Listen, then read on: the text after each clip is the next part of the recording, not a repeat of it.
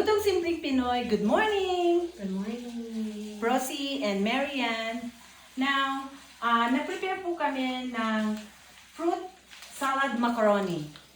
Ang ingredients, 1 kilo salad macaroni, Fiesta fruit cocktail, 507 grams, dalawa, isang nata de coco, red color, coconut gel, white color, creamer, dalawa po siya, yung 250 ml, then condensed milk, isa, raisins, isang maliit na box, and that is 35 grams, mayonnaise, isang 450 ml, Eden creamy cheese, isang maliit na box, medium.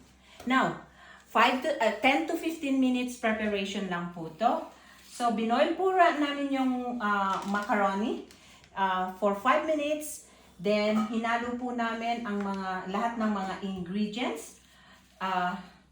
After that, ilagay sa ref and ready to eat. Now, Tiprosi, anong masasabi mo po? Magandang preparation at masarap. Natikman ko na po.